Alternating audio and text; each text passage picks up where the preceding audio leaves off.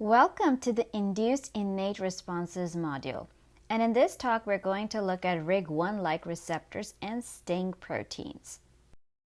In this talk, we're going to learn about the RIG1-like receptors and the STING proteins. We're going to learn about what causes the activation of these receptors and what is the outcome of this activation.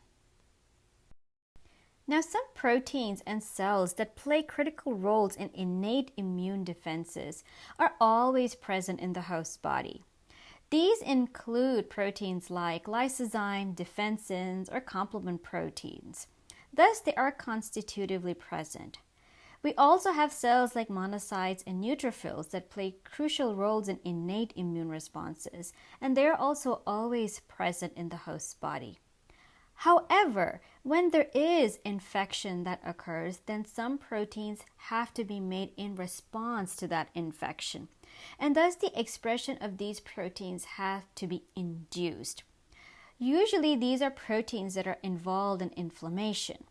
And their expression has to be induced because if these proteins are present all the time, or if there is constitutive expression of these proteins, then it is actually detrimental to the host. Inflammation normally occurs when the host is able to recognize pathogens that are present inside.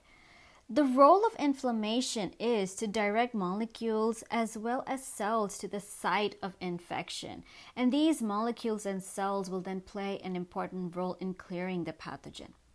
Another role of inflammation is to activate the immune cells so that they do a better job at clearing the pathogen. Inflammation also induces localized blood clotting, and this helps in curbing the spread of the pathogen to other parts of the body. And finally, inflammation also helps in repairing injured host tissues. Now, inflammation is triggered by the production of different molecules like cytokines, chemokines, and other types of mediators like histamine. The host is able to recognize microorganisms that cause infections by recognizing molecular patterns that are present on these pathogens. These patterns are called as pathogen-associated molecular patterns, or PAMPs. The PAMPs are recognized by molecules made by host cells, which are pattern recognition receptors, or PRRs. Now, the pattern recognition receptors are not only able to recognize PAMPs, but they're also able to recognize damage-associated molecular patterns, or DAMPs. And these patterns occur when there is damage to tissues. The pattern recognition receptors can be soluble molecules like ficolin or mannose-binding lectin, but they can also be membrane-bound or intracellular molecules. The pattern recognition receptors that are present in host cells come under different families. Some come under the toll-like receptor or TLR family of proteins, while others come under the NOD-like receptor or NLR family of proteins. We do have pattern recognition receptors that belong to the RIG1 family of proteins, as well as the STING family of proteins. When a host is infected with viruses, these viruses can be in the extracellular space, or they can try to enter cells through the endocytic pathway. And when that happens, then they are detected by the toll-like receptors. However, there are many viruses that are intracellular, and in fact, all viruses at some point are going to try to gain entry into the host cell. And when they do gain entry inside the host cell into the cytoplasmic region, then they are detected by the retinoic acid inducible gene 1-like receptors, or the RIG1-like receptor family of proteins. The RIG1-like receptors have an RNA helicase domain which is able to bind to viral RNA. There are three main proteins that come under the family of RIG1-like receptors. The first one is the founding member, which is RIG1. RIG1 has a CAR domain in addition to the carboxy terminal domain and the RNA helicase domain. The CAR domain helps in mediating protein-protein interactions, and RIG1 is known to sense single-stranded RNA.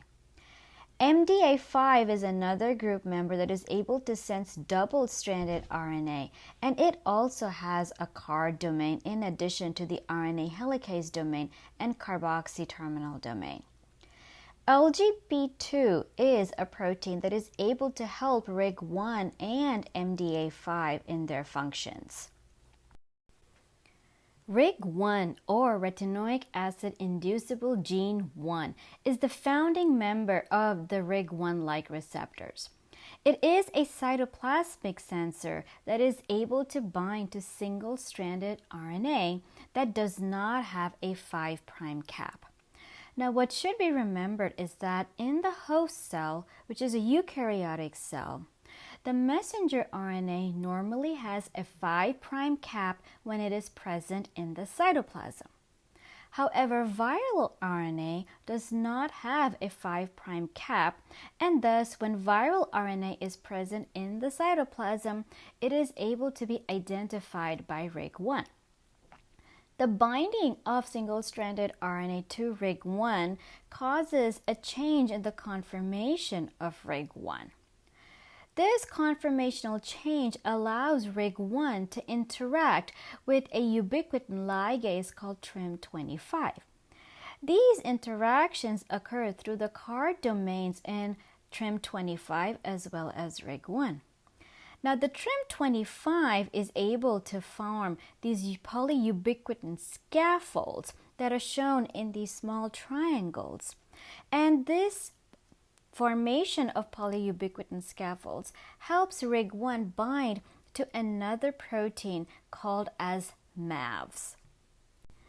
MAVs, whose name is mitochondrial antiviral signaling protein, is an adapter protein, and it gets aggregated through its interactions with the RIG1 and the TRIM25 through these ubiquitin scaffolds that have been generated by TRIM25.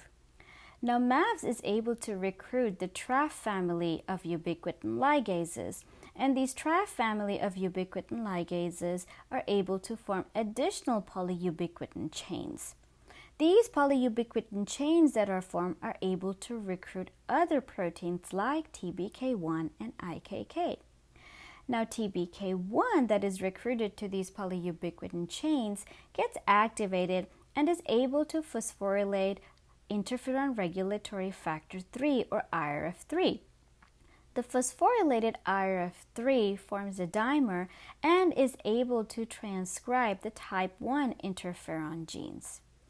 On the other hand, IKK that is recruited to these polyubiquitin chains can also get activated, and activated IKK is able to phosphorylate I-kappa B and promote its degradation through the proteasome.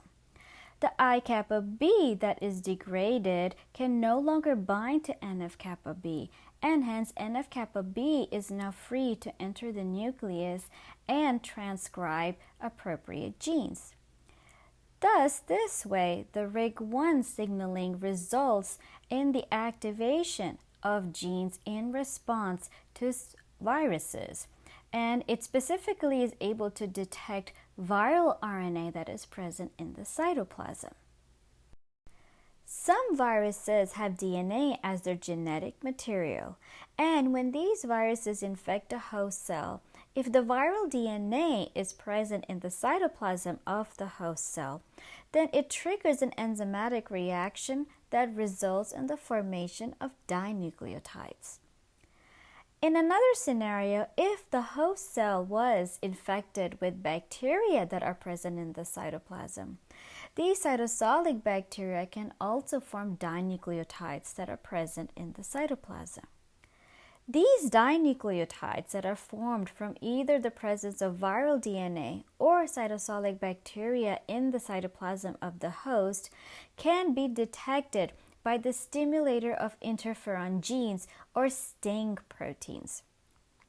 The STING proteins are able to bind to these dinucleotides that are made by pathogens in the cytosol, and It activates a pathway that results in the phosphorylation of the interferon regulatory factor 3.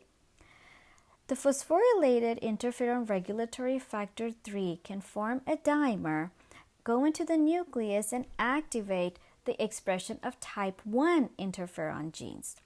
Thus, this way, the STING proteins are able to induce an antiviral response in response to double-stranded DNA.